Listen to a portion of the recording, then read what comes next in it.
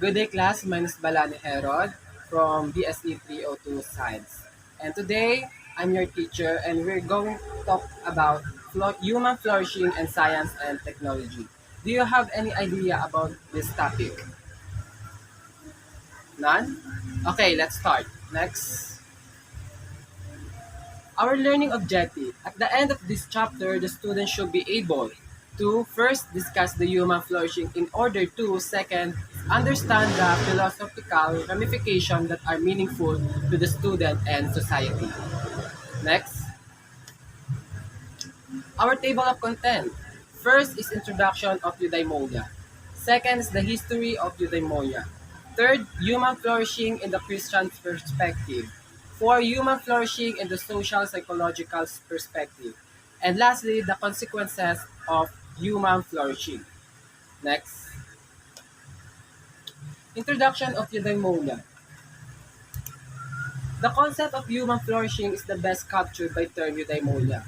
It comes from the Greek eu, mean well, and daimon or demon meaning spirit. Ibig sabihin yung pinaka-concept daw ng ating topic ngayon ay tungkol lang sa eudaimonia.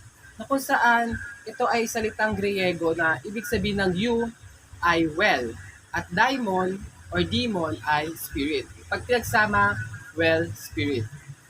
Naintindihan ba class? Okay, next. Eudaimonism refers to pursuing the right action that lead to one's well-being. Ibig sabihin, ang eudaimonism, ito yung pagiging mabuting tao. Sa ancient Greek philosopher, nakadevelop daw sila ng theory na tinatawag na virtue ethics. Arete meaning excellent of any kind that is necessary in order for one individual flourish and attain the good life. Ibig sabihin ng arete, ito yung pagiging magaling or mahusay sa lahat ng bagay upang ma-achieve yung goal or yung pangarap natin at magkaroon ng magandang buhay. Next. Eudaimonia is an objective state that characterizes the well-lived life as an individual's ideal emotional state. Ibig sabihin sa eudaimonia, pinaka-objective po talaga dito ay tungkol sa well-lived life at ideal emotional state. Hedonism, according to hedonism, pleasure is the most valuable pursuit of mankind and everything that wants that is to gain pleasure. Ibig sabihin ng hedonism, ito daw, kailangan ang isang tao ay merong tinatawag na happiness. Okay? Kailangan ng isang tao ay masaya sa lahat ng bagay. Kahit anumang problema or struggle or challenges ang dumating sa atin, mas piliin nating maging masaya. Naintindihan ba, class? Okay, next. The history of eudaimonia. Sino nakakilala sa picture na ito? Okay, this is Aristotle. Ano kaya yung connection ni or bakit kaya nasama si Aristotle sa ating topic na eudaimonia? Human flourishing according to Aristotle. Nicomachean Ethics, ito yung isang libro. Hindi na natin siya tatalakayin dahil sobrang malalim yung topic na ito. That dates back to 4th century BC. Ibig sabihin, ginawa siya noong 4th century before Christ. Earlier thinkers such as Democritus, Socrates, and Plato presented similar concepts. Yung mga ibang philosopher daw, na tulad ni Democritus, Socrates, at Plato, ay katulad ng concept ng libro ni Aristotle na Nicomachean Ethics. Okay. Socrates believed that virtue is a sort of knowledge, the knowledge of good and evil, that is needed to achieve the ultimate good all human desire. Ibig sabihin, naniniwala doon si Socrates na para masabi nating mabuti tayong tao, kailangan alam natin yung tama at mali. O kaya alam natin yung mabuti sa masama. Tama ba? Naniniwala ba kayo, class, na para maging mabuti tayong tao, kailangan natin alam yung tama at mali? Yes, tama po. On the other hand, Plato observed that even bad people are capable of feeling guilty when they do something wrong. Ibig sabihin ni Plato, naobserbahan daw niya na kahit ang mga masamang tao ay may karapatan or may capable para mag-guilty sa ginawa niyang mali. Naniniwala ba kayo? Sino ditong gumawa ng mali na hindi na guilty? Di ba? Lahat tayo na guilty. Yes, um, for example, sa akin, sa base experience ko, yung kapatid ko, sinumbong ko siya sa aking parents. May ginawa kasi siyang, may ginawa siya na kinagalit ng parents ko. Dahil doon, nagalit yung parents ko, pinalo siya, pinagalitan siya, at saka doon ko na-realize na, ay sana pala, di ko na lang pala sinumbong para hindi siya mapalo, di ko na siya mapagalitan, gano'n. Ganun yung ibig sabihin ni Plato. Pero don't worry guys, or don't worry class, hindi ako bad people, okay? Yun lang yung ibig sabihin ni Plato. Okay, next. Aristotle departed from the Socratic view that happiness is based on living a life of virtue. Si Aristotle daw hindi naniniwala kay Socrates na sinasabi na ang happiness daw ay base sa status ng isang tao. Dahil naniniwala si Aristotle na mahirap ka man, deserve natin magkaroon ng happiness. Middle class ka man, deserve natin magkaroon ng happiness. Mayaman ka man, of course, deserve natin magkaroon ng happiness. Happiness is for everyone, okay? Also, for Aristotle, being part of community is needed for individual to flourish as a human being.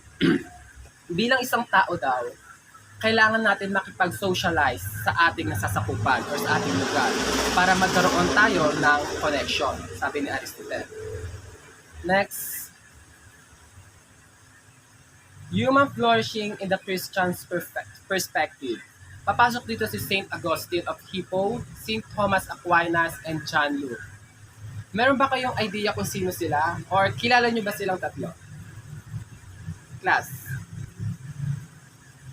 Wala? Okay. Si St. Augustine of Hippo, ito ay isang bishop sa Northern Africa. Si St. Thomas Aquinas naman ay isang Italian philosopher at isa siyang pare na kung saan itong dalawa na to ay nag-propose ng eudaimonia or human flourishing requires one to have knowledge of God. Sabi daw nila, kapag naging mabuti kang tao, kailangan natin may alam na tayo tungkol sa Diyos. Yun ang sabi ni St. Augustine of Hippo and St. Thomas Aquinas.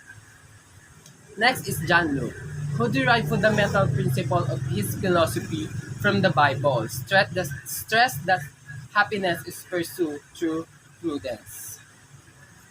Next, dito papasok ang Testament. Meron tayong Old Testament and New Testament. Ano nga ba yung pinagkaiba nito? The Old Testament is best described by the word shalom. Ibig sabihin ng shalom, ito yung pagkakaroon ng peace, happiness, and peace and happiness. According to Dr. Neil Plantinga in his article Educating for Shalom 2015, a more suitable definition of the word shalom is the webbing together of God, humans, and all creation in justice, fulfillment, and delight. New Testament, the concept of human flourishing is captured in the Bible's New Testament through the Beatitude.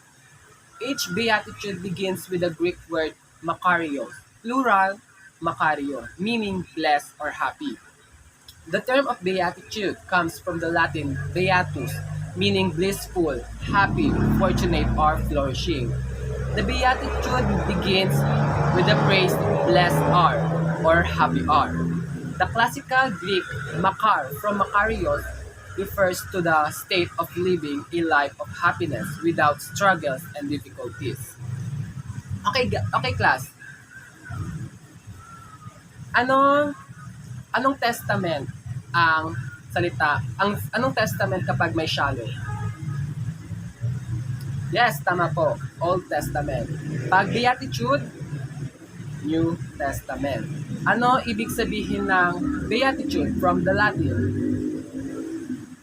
Tama class. Blissful, happy, fortunate, or flourishing. How about ano yung classical Greek na ibig sabihin ng makar? Makarios refers to the state of living a life of happiness without struggles and difficulties.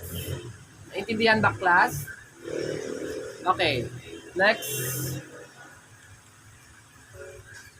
human flourishing in the social psychological perspective.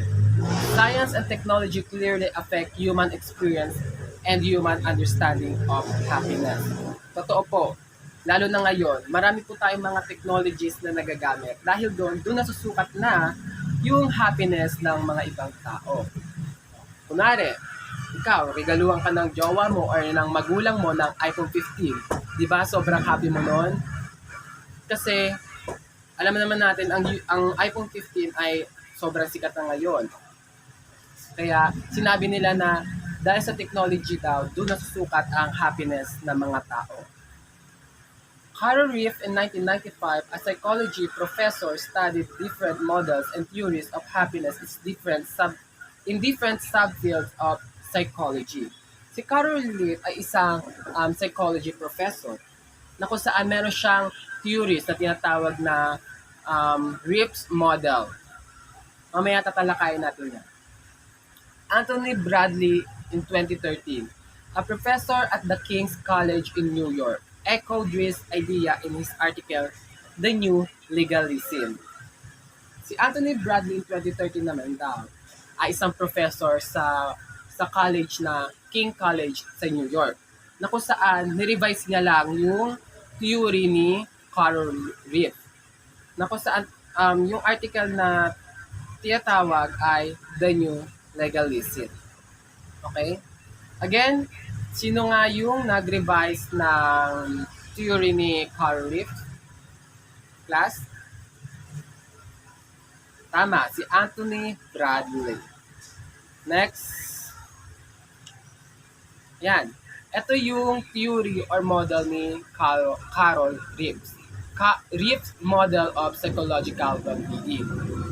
Dito talaga, ang pinag-usapan dito is yung psychological well-being, na kung saan papasok dito yung self-acceptance. Ibig sabihin yung pagtanggap natin sa ating mga sarili. Personal growth, yung mga personal growth natin. Purpose in life. Ano nga ba yung purpose natin sa mundong ito? Positive relationship, environmental mastery, about sa environment, autonomy, about yan sa mga politics. Next.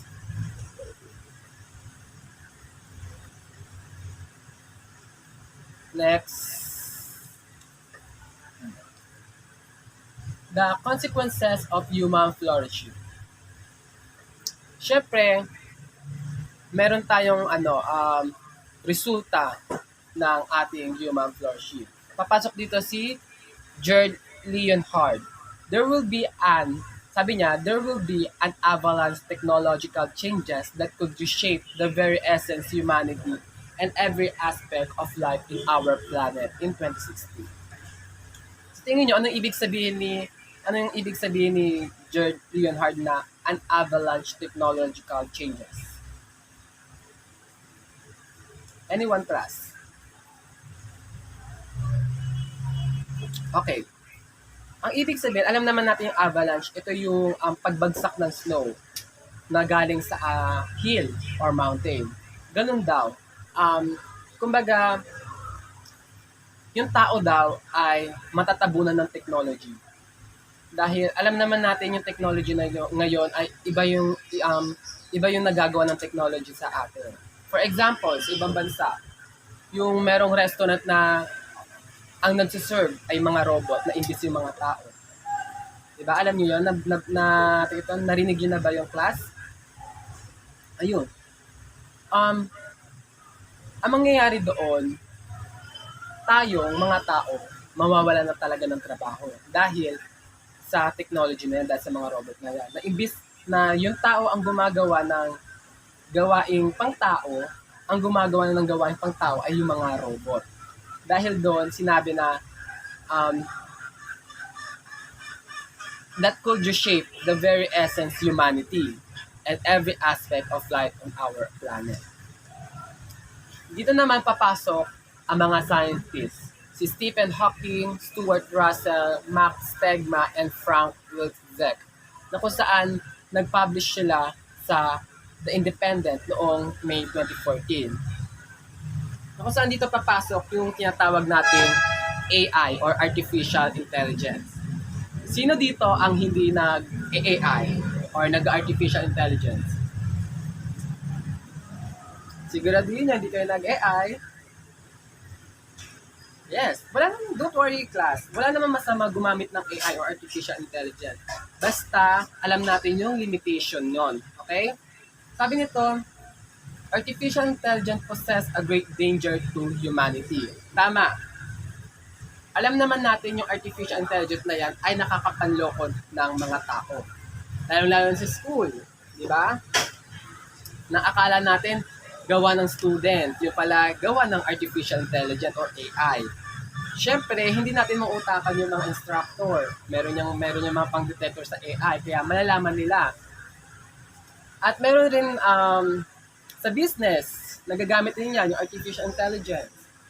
And also yung nabalita na yung mukha ng tao, kinukuha tapos gagamitin pang AI, tapos kala natin na siya yun, yung pala hindi. Ginamit lang yung mukha ng tao. Yun yung ibig sabihin ng apat na scientists na possess a great danger to humanity, yung artificial intelligence. Next. Okay, that's all class and I hope may naintindihan. Sorry. That's all class. I hope may naintindihan kayo sa topic natin ngayon. And if you have any question, just ask me, okay? Or if you have any question, ipopost ko naman tong record na to sa YouTube.